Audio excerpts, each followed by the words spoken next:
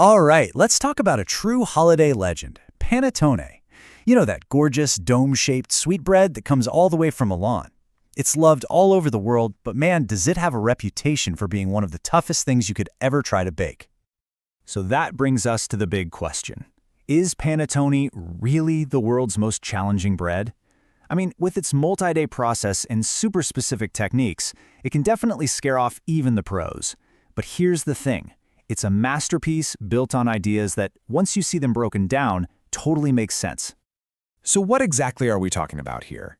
At its heart, panettone is this tall, amazing-smelling bread that is unbelievably soft, super buttery, and packed with raisins and candied citrus peels.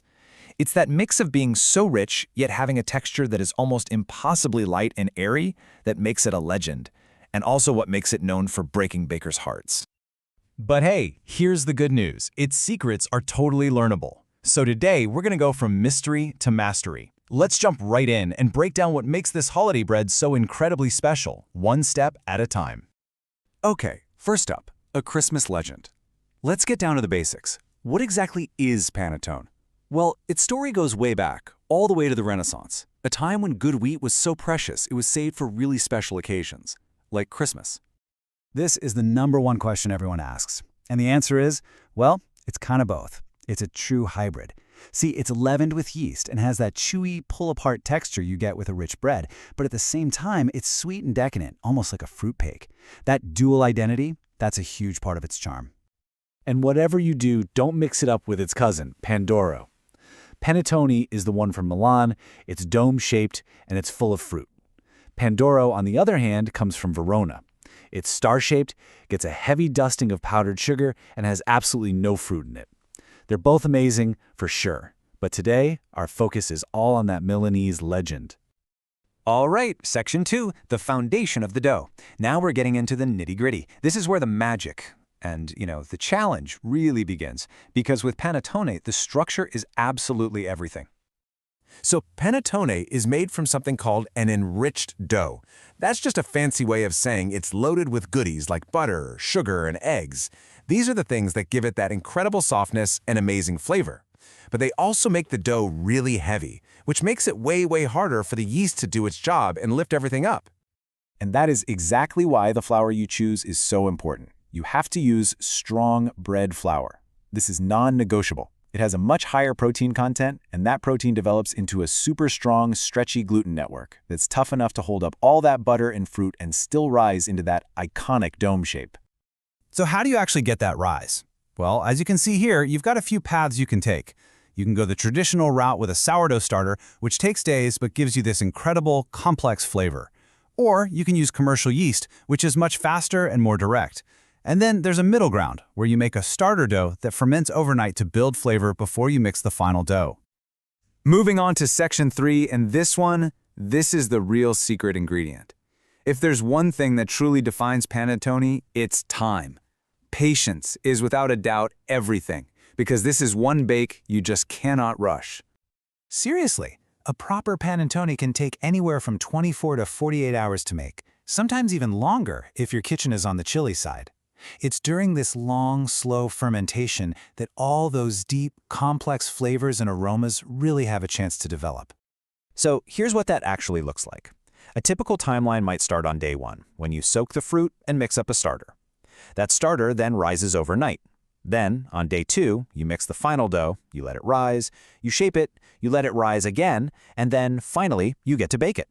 It is a marathon, not a sprint. And it's not just me saying this. As Chef Lydia of Lydia's Bistro puts it, don't rush the rising.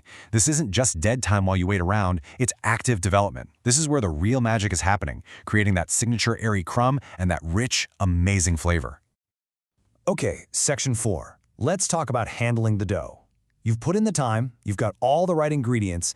Now comes the part that makes a lot of bakers start to sweat, actually working with the dough itself.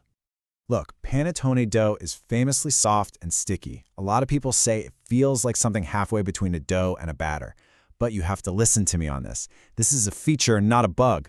That stickiness is coming from all the butter and eggs, and that high hydration is precisely what bakes into an unbelievably moist and fluffy loaf. So don't fight it. And if you need more reassurance, Chef Lydia confirms it, saying, If the dough feels slightly sticky, it's perfect. That's your sign. That's how you know you're on the right track.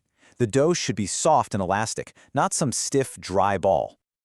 And now for the final act. You have nurtured this dough for days. You've baked it to a perfect golden brown, but your work is not done yet. Now comes the most dramatic and maybe the weirdest part of the whole process. So here's the problem. When panettone comes out of the oven, it is incredibly fragile. That beautiful, tall, airy structure that you worked so hard for is so light that it can't even support its own weight while it's cooling. If you just leave it on a rack, it will collapse into a dense, sad pancake. And the solution is as brilliant as it is strange. You have to cool it upside down. The second it comes out of the oven, you pierce the base with long skewers and you hang it between two tall things, like the backs of chairs or a couple of big cans, and you let gravity do the work of preserving that beautiful, tall dome. Our expert confirms this is an absolute must-do step. It's the final secret that locks in all of your hard work. It prevents that dreaded collapse and keeps the inside perfectly fluffy. It's really the signature move of an authentic panettone. Okay, we've made it. Section 5. Savoring your masterpiece. After hours and hours of cooling, your creation is finally ready. It's a real testament to patience and tradition. And believe me, it is absolutely worth every single second of the wait. So how should you eat it? Well, you can serve thick wedges just as they are, maybe with a cup of coffee or a sweet wine. It's also fantastic toasted with a big smear of butter for breakfast. And if you happen to have any leftovers, which, let's be honest, is unlikely, it makes the most incredible French toast or bread pudding you've ever had. So yes, panettone is a challenge, but it's a beautiful one. It's a journey of patience that rewards you with something truly, truly special. Now that its secrets are out in the open, the only question left is, what delicious tradition are you going to start? Thanks for joining us for this explainer.